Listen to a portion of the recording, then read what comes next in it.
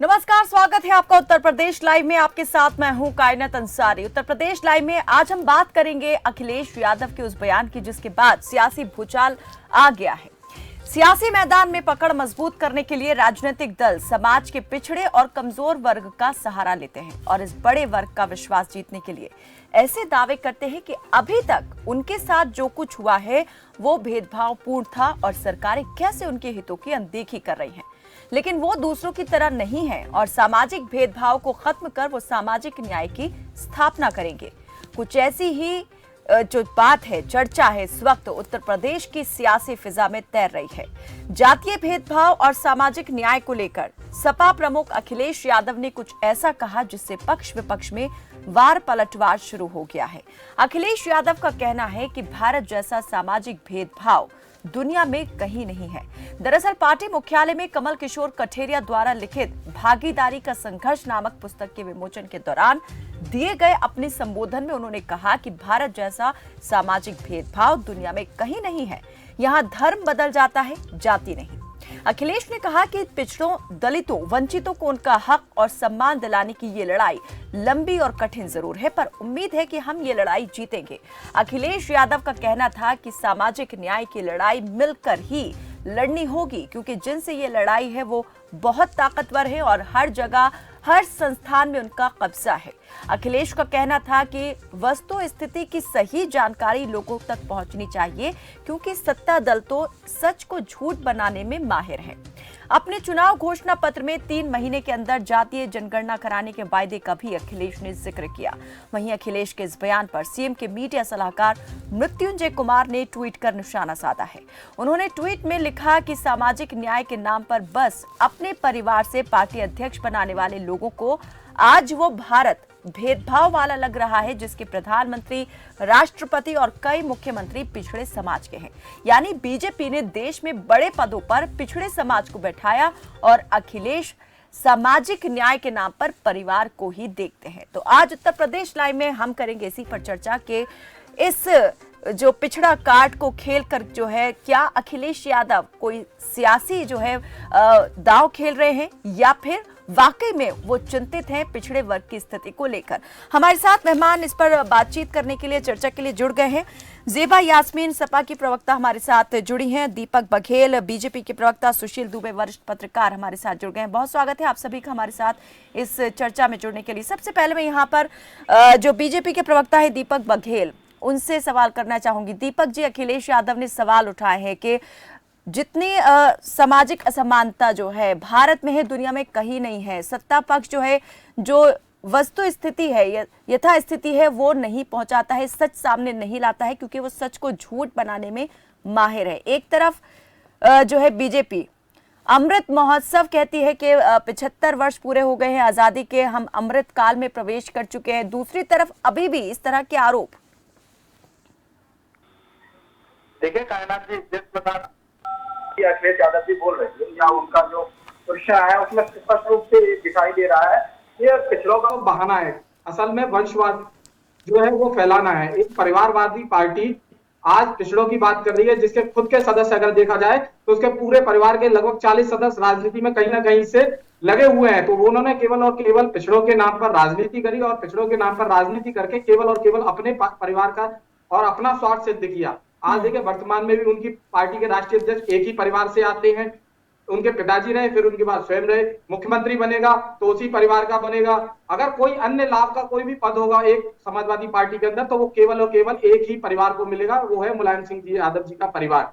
इनकी लिस्ट उठा के देख लिए, अक्षय जी से लेकर राम गोपाल जी से लेकर एक ही परिवार की लगातार वंशावली को बढ़ाने का काम कर रही है समाजवादी पार्टी और नाम ले रही है भारतीय जनता पार्टी पर कि भारतीय जनता पार्टी भेदभाव की राजनीति करती है। असल में भेदभाव की राजनीति तो पिछड़ों के साथ में समाजवादी पार्टी ने की, जिन्होंने पिछड़ों का जो हक था वो केवल एक परिवार तक सीमित रखा और भारतीय जनता पार्टी ने उस हक को पूरे प्रदेश की जनता तक पहुंचाने का काम किया। देखिए भारतीय जनता पार्टी की कैबिनेट योगी 2.0 के अंदर भी आप देख लीजिए जिस प्रकार से पिछड़ों को प्रतिनिधित्व करने का मौका मिला, उसमें भी लगभग 20 ऐसे मंत्री हैं जो पिछड़ी जातियों से आते हैं। 52 में से 20 मंत्री पिछड़ी जातियों के हैं। तो लगातार अगर हक अधिकार देने का काम लेकिन करें, लेकिन तो दीपक बघेल जी ठीक है, जिस कैबिनेट में आप पिछड़ों को मंत्री बनाए जाने की बात कर रहे हैं, उसी कैबिनेट के एक मिनिस्टर दिनेश खट्टेक ने कुछ वक्त पहले ही अपने पद से इस्तीफा दिया था, ये आरोप लगाते हुए कि भेदभाव उनके साथ किया जाता है।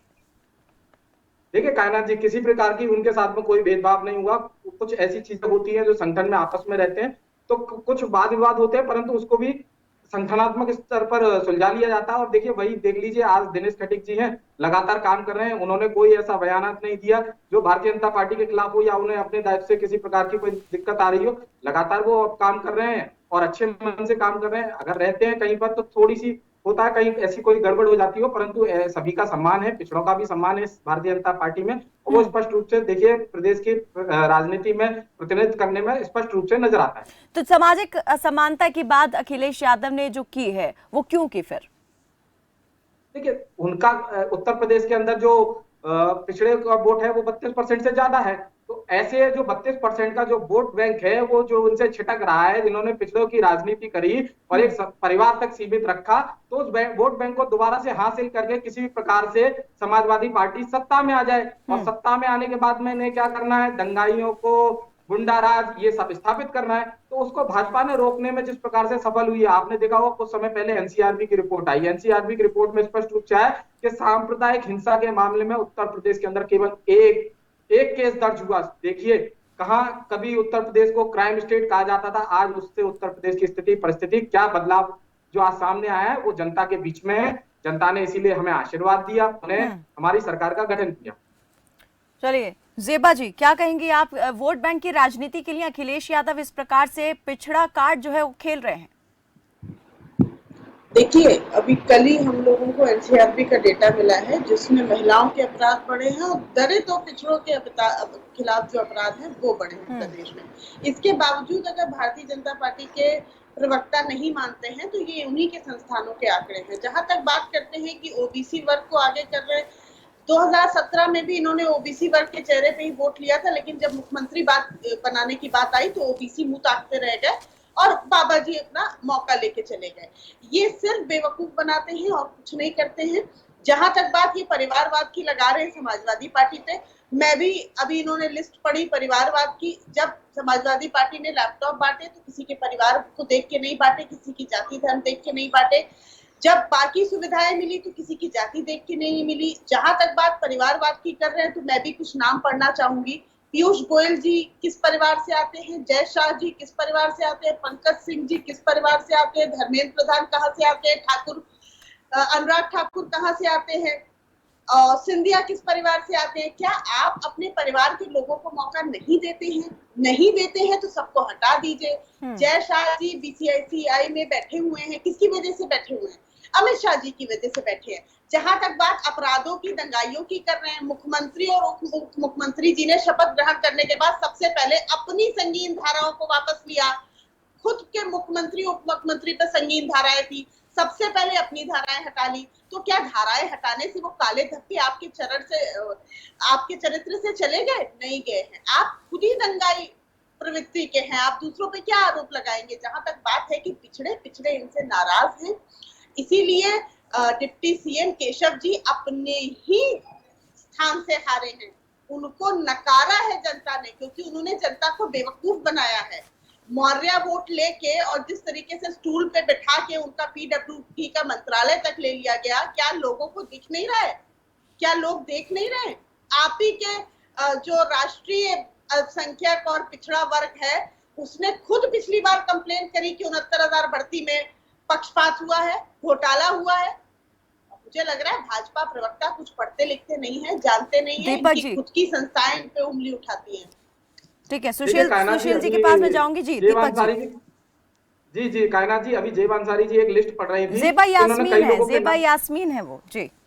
जेबा यास्मीन जी अभी एक लिस्ट पढ़ रही थी, तो उनकी एक लिस्ट मैं भी पढ़ देता हूँ, थोड़ा सा उनको ध्यान में आ जाएगा कि मैं कितना पढ़ता हूँ और कितना लिखता हूँ, और समाजवादी पार्टी में कितने प्रबुद्ध लोग हैं जो समाजवादी पार्टी का प्रतिनिधित्व कर रहे हैं या प्रवक्ता हैं। तो जेबा जी जरा सुन लीजिए थोड़ा सा ध्यान से।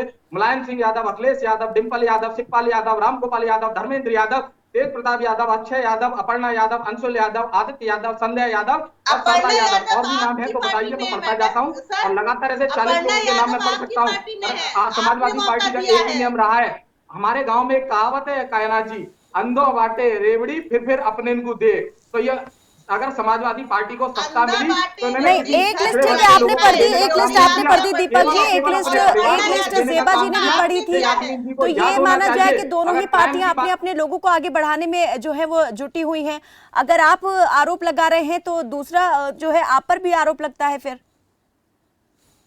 जी दीपक जी, पूरा सवाल नहीं सुन पाया।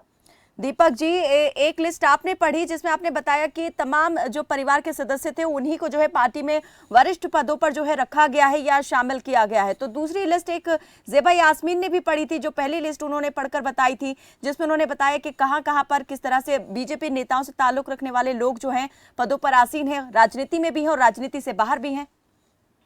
देखिए कायनाथ जी, अपने कर्तव्य के दम पर अगर कोई राजनीति के अंदर आता है और लगातार वो जनता के बीच में बना रहता है, जनता के मुद्दे उठाता है, जनता की समस्याओं को लेकर आता है, तो राजनीति में परिवारवाद की राजनीति की बात नहीं हो रही फिलहाल।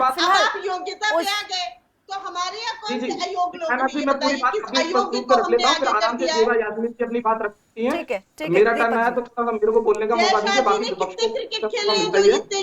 परिवार के अंदर यहाँ पर कोई भी व्यक्ति ऐसा नहीं कि अगर मोदी जी हैं तो उनके ही कोई परिवार का व्यक्ति वहां पर प्रधानमंत्री बनेगा, अगर योगी जी हैं तो उनके ही परिवार का कोई मुख्यमंत्री बनेगा, परंतु मुलायम सिंह जी हैं और उनके अखिलेश यादव की सबसे बड़ी योग्यता यही है कि वो मुलायम सिंह के सुपुत्र हैं, इसलिए वो मुख्यमंत्री बनेंगे। क्या पार्टी के अंदर रामगोपाल यादव जी नहीं थे? क्या शिवपाल यादव जी नहीं थे जो कंधे से कंधा मिलाकर मुलायम सिंह यादव जी के साथ में चले? उनको तो बाहर का रास्ता दिखाने का काम किया, अपने पिता को गद्दी पर से हटाकर अपने चाचा को पार्टी से बेदखल कर अगर कोई सत्ता में काबिज हुआ तो अखिलेश यादव है, और उनको आज का नए समय का ऑरेंज देने से कोई भी प्रकार का कोई गुरेज नहीं है। हमारी पार्टी के अंदर आप देख लीजिए, क्या जेपी नड्डा जी का पुत्र अध्यक्ष बना? हमारे यहाँ पर हर बार अध्यक्ष बदलते हैं, हमारे यहाँ पर प्रदेश अध्यक्ष भी बदलते हैं, उनका कोई पुत्र प्रमुख पद पर नहीं आया। जो लोग आए वो जनता के बीच में संघर्ष करके आए और जनता के बीच में से चुनाव जीत कर आए। और आज मुद्दे पर सुशील दुबे जी, अभी आपने चुनाव जीत क्या दोनों ही पार्टी प्रवक्ताओं की बात को सुना दी। अखिलेश यादव ने जिस तरीके से इस मुद्दे को उठाया है कि भारत में जितना सामाजिक असमानता है उतनी दुनिया में कहीं नहीं है, तो दूसरी तरफ जो है जब पलटवार होता है बीजेपी की तरफ से तो कहा जाता है कि वो व्यक्ति बात कर रहे हैं जिन्हें अभी तक जो है अपना परिवार ही न्याय के सामाजिक न्याय के रूप में दिखाई देता है। कायनाथ जी, जब ये दीपक जी और दीपक अभी तो खास तौर पर गीता ज्ञान दिया है, तो इनके गीता ज्ञान सुनकर लगता है कि उत्तर प्रदेश में हिमाचल वाली फूलों की घाटी है, यहाँ सब तरफ गुलाब, गेंदा, चमेली, खुशबू सब आराम से। यहाँ पर कल्याण सिंह के सुपुत्र राजवीर सिंह जी नहीं है, यहाँ राजवीर सिंह जी के सुपुत्र संदीप सिंह नहीं है, ये सब अपनी मेहनत से आए हैं। इन लोगों ने पूरी खेती बो रखी थी, लेकिन अब और कहीं पर जो है वहां पर परिवारवाद है। जब इस टाइप की बातें करते इतने बड़े पार्टी प्रवक्ता लोग तो बड़ी हंसी आती है। वो लोग मेहनत करते हैं, ये लोग अरे भाई, जनता ने अगर किसी को भी वोट देकर जिताया तो परिवार, वो चाहे खेती करके आया हो, चाहे पुदीना बो के आया हो, चाहे गन्ने खेती करके आया हो, वो राजनीतिक है। उसी धंधे को करते हो जो धंधा बाप दादा करते हो, बाबा करते हो, उनका लड़का करता है, उनका बाप करता है, वो लड़का करता है। परिवारवाद में प्रॉब्लम किसको हो रही है? इसके अब तमाम बातें हैं, लेकिन मैं इस लेवल पे क्या कहूँ, बड़ी समझ रहा हूँ पूरे डिबेट की कितनी गंभीरता हो रही है। अरे कितनी बड़ी बात कही है, भारत जैसा सामाजिक भेदभाव दुनिया में कहीं नहीं है। बेशक अखिलेश जी को बहुत देर में ज्ञान आया, दिव्य ज्ञान उनको बहुत देर में प्राप्त हुआ, और ये सच है कि आज 75 वर्ष होने के बाद भी आज भारत में जितना सामाजिक भेदभाव है, जितना जाति का भेदभाव है, जितना धर्म का भेदभाव है, ये आपने कहा कि ये दिव्य ज्ञान जो है बहुत देर से आया, लेकिन ये दिव्य ज्ञान आया तो इसके पीछे का क्या कारण रहा है? क्या राजनीतिक पकड़ कमजोर होने लगी इसलिए ये दिव्य ज्ञान जो है ज्ञान चक्षु उनके खुल गए हैं? इस पर आगे चर्चा हम करेंगे। यहाँ छोटे से ब्रेक के लिए मुझे रुकना पड़ रहा है, बने रहे हमारे साथ और लगातार ये चर्चा हमारी जारी रहेगी कि अखिलेश यादव ने अगर इतनी बड़ी बात कही है तो उसके पीछे का क्या कारण है, क्या राजनीतिक कारण है या फिर वाकई में चिंता है समाज की? रुकते एक छोटे से ब्रेक के लिए, बने रहे हमारे साथ, देखते रहे खबर फास्ट।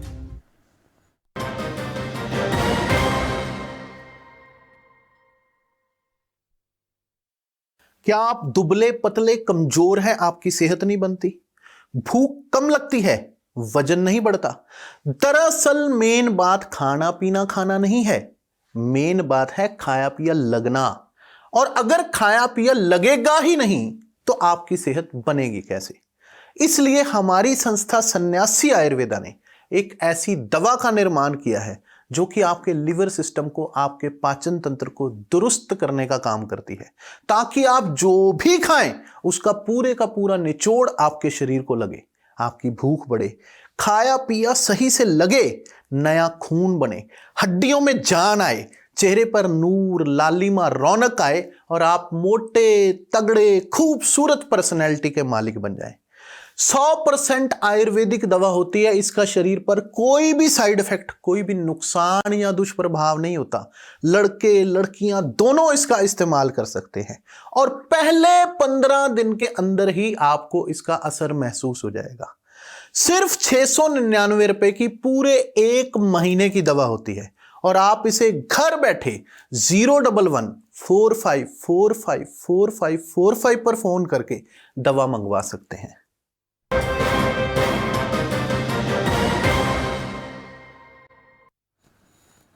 ब्रेक के बाद स्वागत है आपका। आप देख रहे हैं उत्तर प्रदेश लाइव और आज हम बात कर रहे हैं अखिलेश यादव के उस बयान की जिसके बाद सियासी गलियारे में जो है भूचाल आ गया है।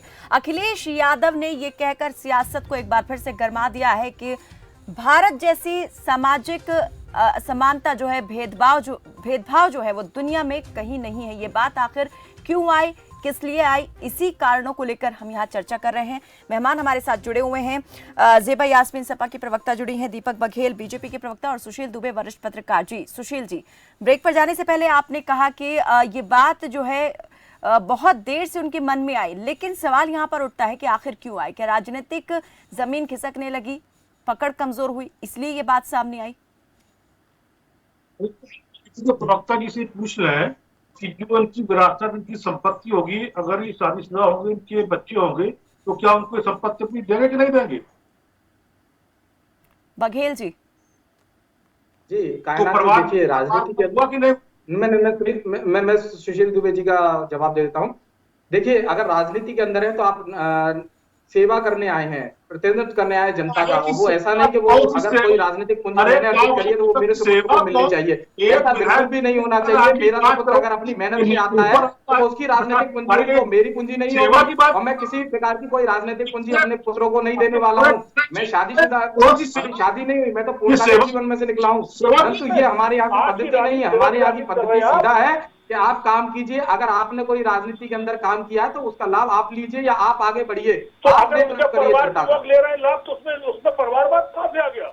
वो भी तो कुछ ना कुछ मेहनत करते होंगे, वो भी तो हाथ जोड़ते होंगे, वो भी तो सड़क पे जाते होंगे, वो भी तो वोट मांगते होंगे, अपने परिवार के रसूख के सरकार के कारण से अपने पूरे परिवार को ही स्थापित कर देना एक तरह से परिवारवाद है। मैंने जितने पूरे लिस्ट में नाम लिए वो एक ही परिवार के लोग थे और ज़ेबा यास्मीन जी ने नाम लिया वो अलग अलग परिवारों के लोग थे। आप सोचिए कि एक ही परिवार के पूरे 40 लोग एक ही परिवारवाद नहीं कहलाएगा, परिवारवाद क्या कहलाएगा? आप नई परिवारवाद कर दीजिए। आप इस प्रकार से नहीं होता है। एक ही परिवार के लोग जब लगातार एक ही राजनीतिक परिवार के लोग लगातार एक ही लाइन में पार्टी से चलते हुए लगातार राजनीति का लाभ लेते जाएं, महत्वपूर्ण पदों पर अपने परिवार के लोगों को स्थापित करें, उनको वहां पर लगातार लगाते जाएं और उनको स्थापित करने के बाद में अगर कहीं बात आए, देखिए 2000 चुनाव में 5 लोग जीते, मंत्री है समाजवादी पार्टी के पांचों एक ही परिवार के लोग। अन्य लोग ने क्यों नहीं जीत पाए? अन्य लोग क्यों नहीं थे? क्योंकि उन्होंने यही दे रखा है, दम एक ही परिवार के लोगों पर लगाई जाती है, बाकी अन्य लोगों पर दम नहीं लगाई जाती। ऐसी स्थिति बना रखी है समाजवादी पार्टी यहाँ पर योगी जी और मोदी जी के दम पर पूरी बीजेपी जनता ने किया है। 24 करोड़ जनता ने भारतीय जनता पार्टी लाने का काम इसीलिए किया। योगी जी के दम पर, ऐसे उस समय पर मुलायम सिंह के दम पर जीतते थे, ऐसे उस समय कल्याण सिंह के दम पर, खैर कल्याण सिंह के दम पर तो कभी नहीं जीते, लेकिन जब सत्ता में जो बैठा होता मुखिया उसकी दम पे जब वोट चलता है, मायावती जी भी जिता ले गई, एक जमाने में इंदिरा जी और राजीव जी भी जिता ले गए थे, अपने जिसको दे दिया, हाथ रख दिया वो जीत गया। इसमें तो उसकी बड़ी बात हो गई। आज योगी जी और मोदी जी का जादू चल रहा है, तो इसमें जो चाहे आप लड़ते आप जीत जाते हैं, इसमें कौन सा परिवारवाद और नहीं, ठीक है, चलिए इस पर आते हैं। जो बात उन्होंने कही है कि सामाजिक भेदभाव की बात अखिलेश यादव ने कही, और किसी एक प्रदेश के लिए नहीं कही, किसी दो प्रदेश के लिए नहीं कही, पूरे भारत के लिए कही। ऊपर उठ के बीच में हिंदू मुस्लिम बहुत राजनीति हुई। बीजेपी ये जो सपा थी इसने बहुत बेस किया इस हिंदू और बैकवर्ड और मुस्लिम पॉलिटिक्स पर। अब वो सीन बदल चुका है। अब चीन आ गया एकदम सोशल, मोदी जी ने योगी जी ने सोशल और उसको लाके खड़ा कर दिया मैदान में। तो अब सामाजिक न्याय तो उनको बताना ही पड़ेगा, वरना 24 का जो चुनाव है वो सामाजिक न्याय पे ही लड़ेंगे। ये हिंदू ये बैकवर्ड और मुस्लिम पे नहीं लड़ पाएंगे। अब वो चीजें बहुत पीछे छूट गई। तो अब राजनीति जो आदमी कर रहा है तो मुश्किल रहा है, तो उसे कुछ ना कुछ तो ये इतना तो ज्ञान है, ये तो मुख्यमंत्री रहे हैं कि हमें अब नया डायलॉग क्या देना है। देखिए ये सब डायलॉगबाजी है बदलना इस देश में, जहां पर देश के राष्ट्रपति को हम दलित और आदिवासी के रूप में पहचानेंगे कायनाथ जी, वहां पर अभी सामाजिक न्याय बहुत दूर है, बहुत दूर की सोच है। अभी केवल सत्ता की बिल्कुल, यहाँ पर अगर समानता का हम बात करते हैं तो इन पहचानों को अलग करके हमें देखना होगा। दुबे जी, मैं आपसे ये भी जानना चाहूंगी, अखिलेश यादव ने एक बात का और जिक्र किया कि उन्होंने अपने घोषणा पत्र में ये कहा था कि सरकार बनने के 3 महीने के अंदर जातीय जनगणना वो करवाएंगे। इस बात का जिक्र करने का क्या मतलब निकाला जाए? सुशील जी। सुशील जी, अखिलेश यादव ने एक और बात का जिक्र किया था। देखिए कायनाथ जी, अब जाति गणना चाहे अखिलेश यादव जी करा दें, चाहे नीतीश कुमार करा दें, चाहे योगी जी करा दें, जो जात के नेता हैं, ये राजभर जी कौन से नेता हैं, अब पटेल जी कौन सी नेता है, निषाद जी कौन से नेता है, वो दूसरे माँ एक है और पार्टी को कौन, ये जात की पार्टी के कम से कम 5 नेता उत्तर प्रदेश में घूम रहे हैं, और सबके पास अपनी अपनी जाति का एक जो सरकार नहीं करा सकती है उससे अच्छा और फेयर गणना जाति की इन नेताओं के पास है, जो दिन भर सचिवालय और इस धर्मसभा में घूमते रहते हैं। सभी सब कुछ है, लेकिन अब इसको श्रेय कौन ले ले, टाइटल किसके नाम जाए कि हमने जातियों में ये करके गणना करा के इनको ये, जैसे आज ही देखिए माननीय हाईकोर्ट ने 17 जातियों को कर दिया जो बैकवर्ड से एसटी में जा रही थी। कहीं पर कोई टेक्निकलिटी होगी, कोई संवैधानिक रीजन होगा कि हर चीज को आप राजनीतिक नजरिए से ही देखोगे कि इतने ज्यादा इनकी गणना करा के इनका नेता तय कर दो, नेता से बार्गेनिंग कर लो, नेता को मंत्री दे दो, चाहे वो नेता 10 दिन पहले गरिया रहा हो उसके बाद उसको सेट कर लो। और राजनीति का स्तर ये हो गया है। जाति गणना का मतलब ये नहीं है कि हमको उन गरीबों को जो जाति गणना में जो गरीब और बेबस लोग हैं उनको उठाना है, उनका स्तर उठाना है। आज भी लखनऊ में आज भी सड़कें नहीं है जी। लखनऊ में आज भी लोग तरस रहे हैं, शिक्षा स्वास्थ्य को तरस रहे। लखनऊ की बात कर रहा हूँ, अरबों खरबों और मिलियनों खर्च होने के बाद। जाति गणना तो नेता लिए अपने हर फाइल में जाति गणना है, हर एक के बाद जाति गणना है। तो जाति गणना का मतलब ये हो कि आप उस जाति को ईमानदारी से, हृदय से उसके भले के लिए सोचो। ये सामाजिक न्याय मंत्रालय क्या कर रहा है, कितना भला कर रहा है सामाजिक न्याय मंत्रालय, तो इसी के लिए है ना। अखिलेश जी को उनके पिता मुख्यमंत्री रहे, अखिलेश जी मुख्यमंत्री रहे, तब मैंने वही दिव्य ज्ञान कहा। इनके पास गीता ज्ञान है कि वो परिवारवाद, अखिलेश जी के पास गीता ज्ञान सामाजिक न्याय और जनगणना का। बहुत मुद्दे हैं। मैं फिर कायनाथ जी कहूंगा, अभी हम यहाँ नहीं उठ पाए सोच से हमारे देश के लोग कि मेरे देश का राष्ट्रपति महामहिम है, आदिवासी नहीं है जी। ठीक है, ज़ेबा यास्मीन जी, चाहे बात किसी भी तरीके से कर ली जाए, लेकिन घुमा फिरा कर यही कहा जाएगा कि कहीं ना कहीं अपने राजनीतिक हित जो है वो साधने का काम जरूर किया जा रहा है। देखिए, सबकी बात करना या पिछड़ों की बात करना, अगर राजनीतिक हित है तो उसको आप जो भी समझे समाजवादी पार्टी करती रहेगी। समाजवादी पार्टी 2012 में जब सत्ता में आई और जितना भी कुछ उसने अपने घोषणा पत्र में लिखा वो अपने साथ। चलिए, लगता है ज़ेबा जी से हमारा संपर्क टूट गया है जी। दीपक बघेल जी। दीपक जी, इतना गंभीर यहाँ पर सिर्फ एक प्रदेश की बात नहीं की अखिलेश यादव ने, पूरे देश की बात उन्होंने कर दी है कि जितना सामाजिक भेदभाव भारत में है उतना दुनिया में कहीं नहीं है। जबकि बीजेपी इसके उलट बात करती है। बीजेपी कहती है कि विश्व गुरु बनने के मार्ग पर अग्रसर है भारत, अमृत महोत्सव हम यहाँ पर मनाते हैं। देखिए कायनाथ जी, जिस प्रकार से भारतीय जनता पार्टी लगातार पिछड़ों को, दलितों को, उनको उनका राजनीतिक प्रतिनिधित्व देने का काम कर रही है। देखिए ऐसा नहीं होता कि अगर मान के चलिए एक आदिवासी समुदाय से देश का राष्ट्रपति बनता है तो उस समुदाय के अंदर एक जोश आता है, उस समुदाय के लोग सोचते हैं कि हमारे बीच का व्यक्ति भी राष्ट्रपति तक पहुंच सकता है, वो हम लोगों की समस्याओं को अच्छी तरह से जानता है और हमारी समस्याओं को अच्छी तरह से जानता है, तो जानने के बाद उस पर ऐसी कोई कार्रवाई करेगा जिससे हम उस समस्या से दूर हों। इसीलिए समाज के विभिन्न प्रतिनिधियों को लेकर आया जाता है समस्या आप राजनीति के कह रहे अंदर, हैं कि जिससे वो अगर अपने किसी समाज वरिष्ठ के पद मुद्दों पर को किसी उठाएं। विशेष समुदाय से आने वाले व्यक्ति को आसीन कर दिया जाता है तो उस समुदाय का भला हो जाता है, लेकिन इतना ऐसा कब हुआ है? कोई आप मुझे उदाहरण दे सके तो? अगर कायनाथ जी देखिए, मैं बताता हूँ, मैंने ये नहीं कहा उनका भला हो जाता है, मैंने कहा ऐसे लोग जब समाज के बीच में से निकल कर आते हैं, नहीं तो मैं जिस जाति उस से आता हूं, वर्ग का विश्वास जीतने के लिए ही तो उस पद तक बैठाया जाता है ना, फिर भले ही उस वर्ग का भला हो ना हो, किसे परवाह है?